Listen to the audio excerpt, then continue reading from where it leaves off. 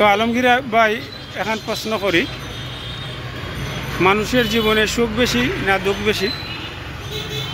দুঃখ বেশি তো। খেনে দুঃখ?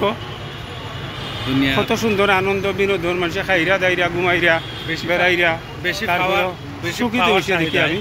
বেশি পাওয়ার চাহিদায় দুঃখ বাড়ি যায়। ও বেশি পাওয়ার চাহিদায় দুঃখ বাড়ি যায়, এটা বেশি অবশ্যই পাওয়ার বলা চাহিদা হয়েছে। নাই, একজন মানুষও নাই, পাওয়ার চাহিদা আছে। তাহলে এজন্যই দুঃখের তাহলে মানবিক জাগতিক দৃষ্টিতে আপনি কইলা দুঃখ বেশি। দুঃখ বেশি।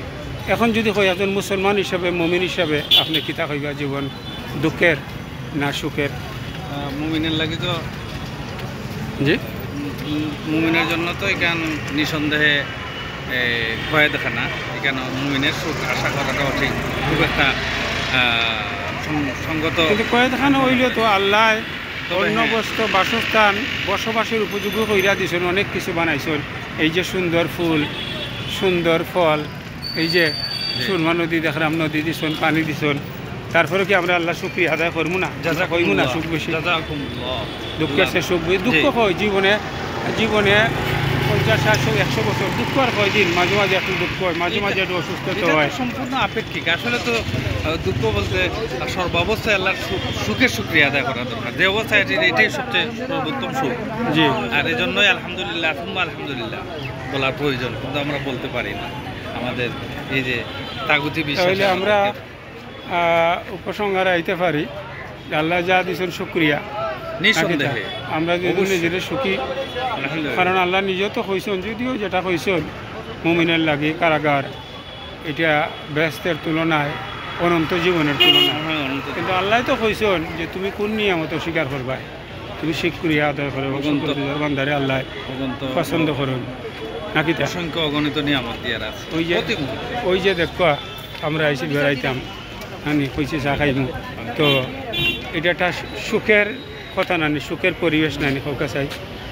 এই যে দেখো পরিবেশ মানুষে গড়ছুন আল্লাহর দেওয়ায় নদীর পারও না, সুন্দর না মানুষ? এই যে মানুষগুলো দেখলাম আনন্দে না, এরা বিনোদনে না, এরা সবাই জি জি জি কষ্ট করি বিশাল জীবনের তুলনায়। মাঝে মাঝে একটু অসুস্থতা নাই, মাঝে মাঝে একটু অভাব অনটন নাকি? এটা তো পরীক্ষার অংশ, এটা তো পরীক্ষার অংশ।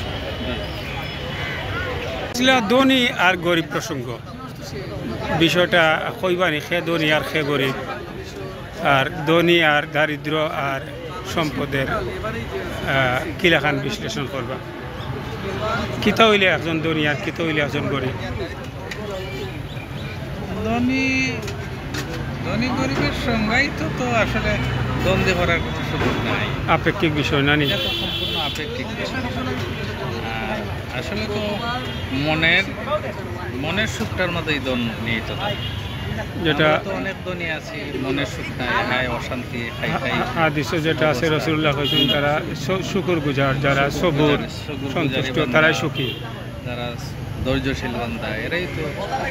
আর আল্লাহ তো বারবার কইছেন যারা শুকর গুজার করে তারা প্রতি তাই খুশি নাকি? তা এবং যারে খুশি তাই ওডেল দেন, যারে খুশি আমি ওডেল দেন, অসংখ্য দিব, অগণিত দিব, কাউকে আমি আবার না দিও, আবার না দিয়ে পরীক্ষা করো, কাউকে বেশি দিয়ে আবার কাউকে না দিয়ে। তাহলে তো বুদ্ধিমানের কাজ হইল সর্বাবস্থায় শুকর গুজার করা, সন্তুষ্ট থাকা। নিঃসন্দেহে অবশ্যই এটা তো।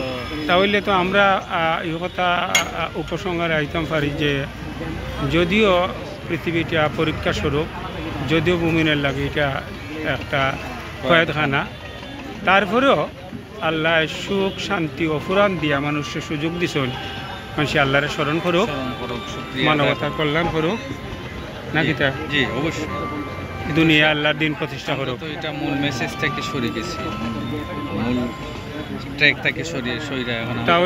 তাহলে এখন আমরা কাজ কিতা, আমরা মূল মেসেজটা মানুষের কাছে পৌঁছে দেওয়া নিঃসন্দেহে, যে আল্লাহ করিয়া তোমরা সর্বশ্রেষ্ঠ জাতি, তোমরা সৃষ্টি করছি মানব জাতির কল্যাণের।